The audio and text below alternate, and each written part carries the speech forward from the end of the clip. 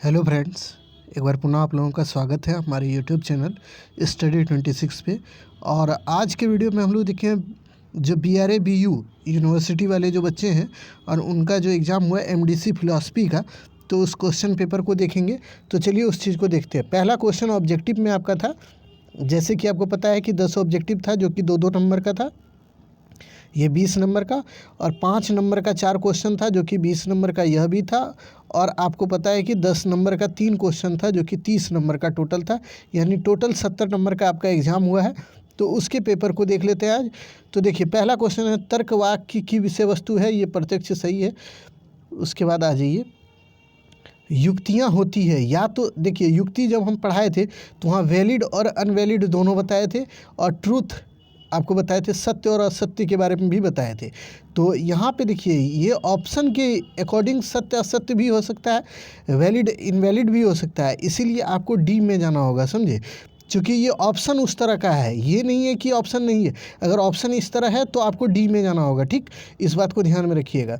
उसके बाद आ जाइए, क्वेश्चन है निषेधात्मक तर्क वाक्य के विधेय हमेशा व्याप्त रहता है, यह कथन की कैसा है। यानी निषेधात्मक जो तर्क वाक्य होता है, जिसको आप बोलते हैं नेगेटिव प्रोपोजिशन जो होता है, उसका विधेय हर हमेशा व्याप्त होता है। ये कैसा सही है या गलत है, वही चीज़ को आपको देखना था, ठीक है। जब इसको हम पढ़ाए थे तो वहाँ आपको बताए थे, तो आपको बताए थे ए का विधेय और उद्देश्य कैसा रहता है, बी का ओ का कैसे रहता है, आई का ई का, सब का बताए थे। तो उसको ध्यान में रखेंगे तो ये सही हो जाता है, ये सत्य होता है, ठीक है। ये बात ध्यान में रखिएगा। आ जाइए अगले प्रश्न को देख लीजिए। एक तार्किक वाक्य के अंग होते हैं। एक तार्किक वाक्य में कहने का मतलब ये बोल रहा है, एक जो होता है प्रोपोजिशंस उसके कंसिस्ट होते हैं, यानी कि क्या अंग होते हैं, तो उसमें 2 अंग होते हैं, यह भी सही है, ठीक है।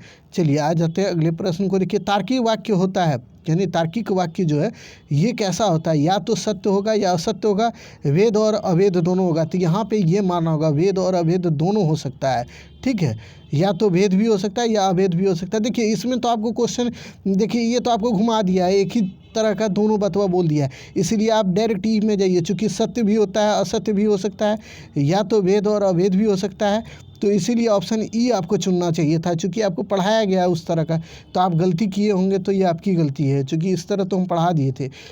ओ तार्किक वाक्य व्यक्त करता है, क्या चीज़ को व्यक्त करता है, तो जो आपको बताए थे AEIO, तो ये जो ओ है ये क्या व्यक्त करता है, केवल विधेय को, उद्देश्य को, या फिर देखिए आपके पास बोला था कि उद्देश्य को, विधेय को, या उद्देश्य विधेय दोनों को, किसको व्यक्त करता है। ओ तर्क वाक्य यही पूछा था, तो इसका सही होगा केवल विधेय को ये व्यक्त करता है। उसके बाद आगे का क्वेश्चन देख लीजिए आप कि अगला क्वेश्चन क्या है।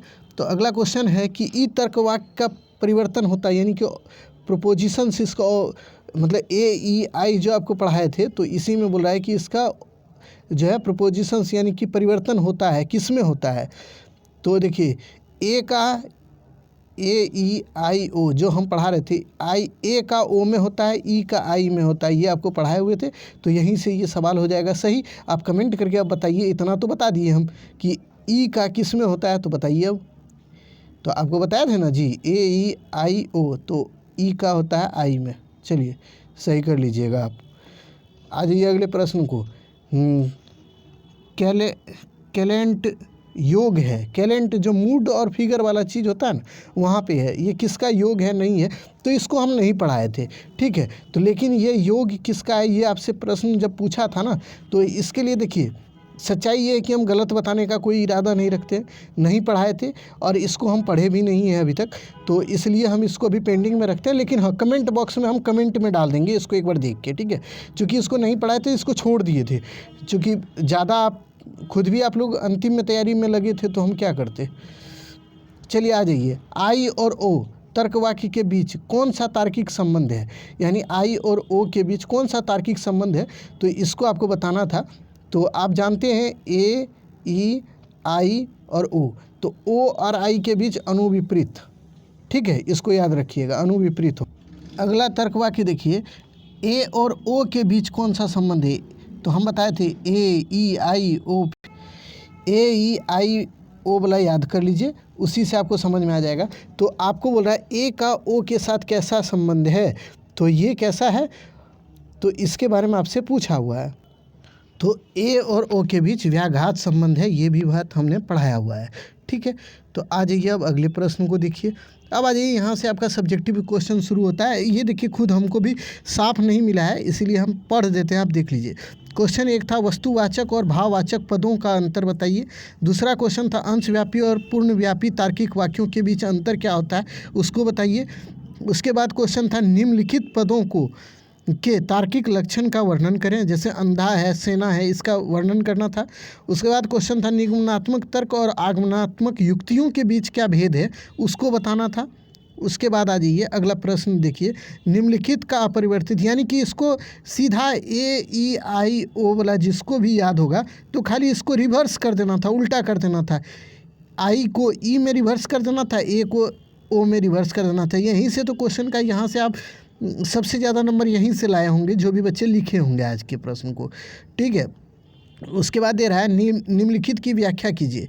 तो उसके बाद दे रहा है अनुचित बृहत क्या होता है, अनुचित लघु क्या होता है, इसका व्याख्या करना था। ठीक है, अब आ जाइए लॉन्ग आंसर क्वेश्चन में क्या था, न्याय युक्तियों के आकारिक स्वरूप की स्पष्ट व्याख्या कीजिए। ठीक है, ये पहला क्वेश्चन था। उसके बाद देखिए दूसरा क्वेश्चन था निम्नलिखित व्याघात विपरीत उपाश्रित अनुविपरीत जहाँ संभव हो दीजिए। यानी कह रहा है वही जो आपको बताए थे AEIO वाला उपाश्रित अव्याघात, ये सब वाला जो हम बताए हैं ना, उसी के बारे में यहाँ लिखना था, यही बताना था। देखिए AEIO वाला जो है ना पूरा रीड है इसका, उसको जो भी कर लिया होगा ना उसका पूरा अच्छा से एग्जाम गया होगा। ओ का अपरिवर्तन नहीं होता है, व्याख्या कीजिए।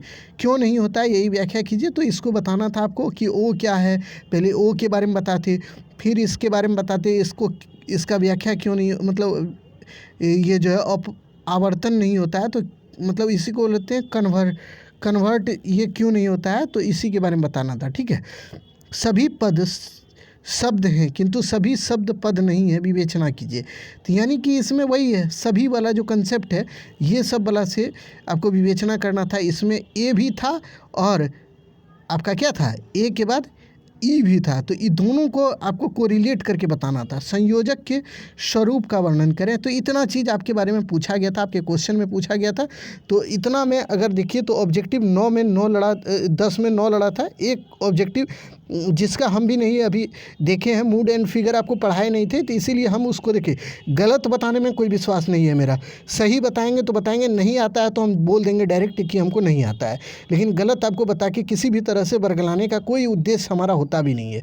तो एक क्वेश्चन जो भी था ऑब्जेक्टिव, उसका हमने नहीं बताया है, लेकिन उसका हम कमेंट बॉक्स में कमेंट में आपको सही बता देंगे। ठीक है, उसको हम देख लेते हैं। अभी हम बाहर हैं, जैसे ही अपने घर पे पहुंचेंगे तो उसको किताब से देख के हम उसका एग्जैक्ट जो होगा आंसर वो हम आपके कमेंट बॉक्स में या नहीं तो डिस्क्रिप्शन में डाल देंगे। ठीक है, चलिए अगर वीडियो पसंद आए तो लाइक कर लीजिए, सब्सक्राइब कीजिए चैनल को। फिर मिलते हैं अगले वीडियो में, तब तक के लिए धन्यवाद।